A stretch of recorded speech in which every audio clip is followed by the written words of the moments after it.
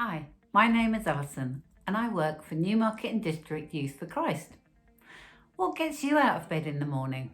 Apart from your mum or an alarm clock, we all need something that motivates us, something we look forward to, something to live for. With lockdown restrictions in place while I put this video together, many of us are still finding life tough. Having hope for the future is a good motivator. Hope is bigger than just believing that things will work out okay. Hope helps us to keep going even when things don't work out okay. There is a glimmer of hope that we will return to some sort of normality as people are being vaccinated and the number of deaths and cases are reducing, schools are reopening and we have a roadmap out of COVID-19. However, the coming weeks and months are still likely to be tough for many people in the UK and beyond. It's so important to make space each day, to look ahead, to have hope for the future. Hope is precious. It lifts our spirits, it helps us through hard times and fills moments with potential and anticipation. The BBC created this reflection on 2020 with the strong message that the future is not cancelled.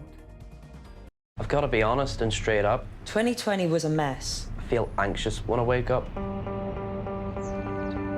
We catch confusion like a virus. We've left the earth in a state. Friends are out of work and robbed of the future. I don't know if I'm doing enough or if it's all too late. Everyone should be equal. At the end of the day, we're all just people. Times have been hard for us all, with everything last year has thrown. But we're on your side. You are not alone. Whatever this year brings, we'll face it together. The future's not cancelled. Hope is not the same as optimism. Hope has realism in it. Hope is rooted in faith. Faith is when you believe certain things are possible even when you can't prove them. We have faith when we trust ourselves to another person. This happens in relationships, with friends and family. Or maybe times are tough. Learning from home is really hard work and relationships perhaps have broken down. Friends let you down. Where do you turn when things aren't going well? I put my faith in God. The relationship I have with Jesus is what keeps me going and gives me hope. There is a prophet in the Bible known as Hosea, who lived in a dark time when his people were suffering, but he chose hope. Hosea chapter 2 and verse 15 says, "He will turn the valley of suffering into a door of hope." The challenge for each of us is to move forward, look to the future and take hold of hope. If hope is what you need right now, it would be good to speak with someone you trust. It could lead to a new beginning. A book has been published called The Book of Hopes. You can read it as an online book or buy the hard copy. For the last few weeks, I have been hunting for hope. One of the places I have been looking has been in books. Old books, new books, terrifically serious books with footnotes in Latin, and terrifically unserious books with jokes too rude to repeat here. And I have found that with each book I read, I have felt a little tougher, a little bolder, a little more ready to face the world. And I think this is why I think stories of transformation, of wild glories and everyday glories, of magic both real and imaginary, can act like a map. They give us a push towards hope. Real, true hope isn't the promise that everything will be all right, but it's the belief that the world has so many strangenesses and possibilities that giving up would be a mistake, that we live in a universe shot through with the unexpected. There's never been a single decade in human history where we have not taken ourselves by surprise. We, the knobbly-kneed, wonky-toothed human species, have an endless potential for change. I am not exactly an optimist, but nor am I a pessimist. I am a possibilityist. The possibilities out there for beauty, for transforming the world, are literally infinite. There are spectacular ideas that we will have in the next 10 years that we can't even begin to dream of now. The Book of Hopes has words, pictures and stories to comfort, inspire and entertain. Here's one poem called Hope from Anthony Horowitz. The town of Hope near Aberdeen is somewhere I have seldom been. But then it's not a tourist trap. It isn't even on the map. There's certainly not much to see. They've closed the local library because they said there is no need when no one in the town can read. They've got a pub and a hotel, but neither of them's doing well. The hotel isn't quite the Ritz. The beds have fleas, the staff have nits. The only pub, the Rose and Crown, is easily the worst in town. The one theatre's sadly gone. It burned down while a play was on. The critics thought the play so dire that all of them preferred the fire.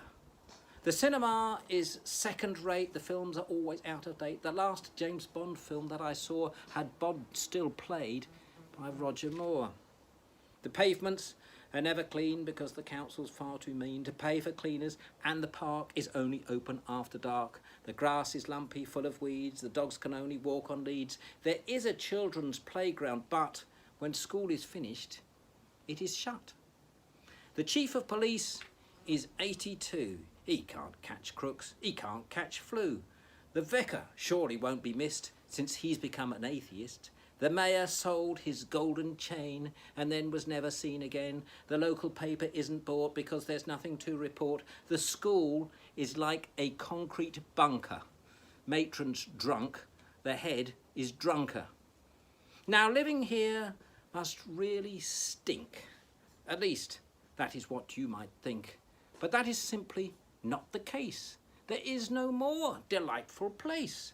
The fun and laughter never ends. Everyone is best of friends, and all the residents agree there's nowhere else they'd rather be. So if you're feeling uninspired, sleeping badly, walking tired, if everything is going wrong, the day feels dark, the night's too long, remember all the people who have found the following is true. It's so much easier to cope if you decide to live in hope.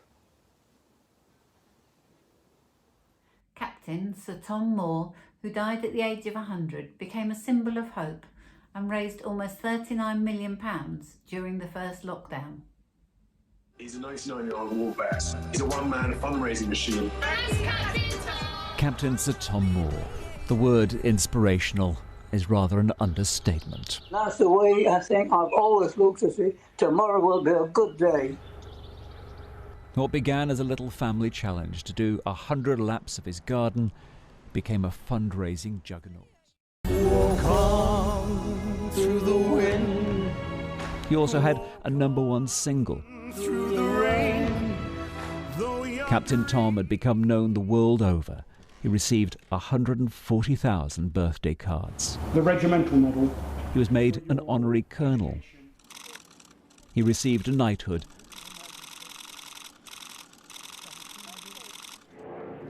And the RAF staged a birthday flypast.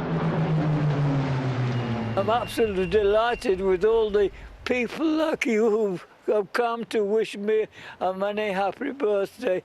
It's been an extraordinary 10 months. Many other people were inspired by Captain Sir Tom Moore to raise funds with their own challenges. Lots of these people had their own troubles. What do you do when you face trouble? There are lots of people in the Bible who faced difficult times, and you can hear about how they coped. If you look on YouTube, you can find their stories. Looking at their lives can give you wisdom and can give you direction to fulfilling the purpose for your own life, to bring you hope for the future. Looking forward to seeing you soon, back in school.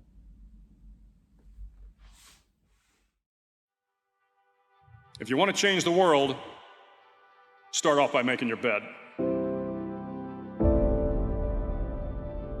If you make your bed every morning, you will have accomplished the first task of the day. It will give you a small sense of pride, and it will encourage you to do another task, and another, and another. And by the end of the day, that one task completed will have turned into many tasks completed. Making your bed will also reinforce the fact that the little things in life matter. If you can't do the little things right, you'll never be able to do the big things right. And if by chance you have a miserable day, you will come home to a bed that is made, that you made. And a made bed gives you encouragement that tomorrow will be better. I've been a Navy SEAL for 36 years. Every morning in SEAL training, my instructors, who at the time were all Vietnam veterans, would show up in my barracks room, and the first thing they'd do was inspect my bed. If you did it right, the corners would be square, the covers would be pulled tight, the pillow centered just under the headboard, and the extra blanket folded neatly at the foot of the rack. It was a simple task, mundane at best, but every morning we were required to make our bed to perfection. It seemed a little ridiculous at the time, particularly in light of the fact that we were aspiring to be real warriors, tough, battle-hardened SEALs.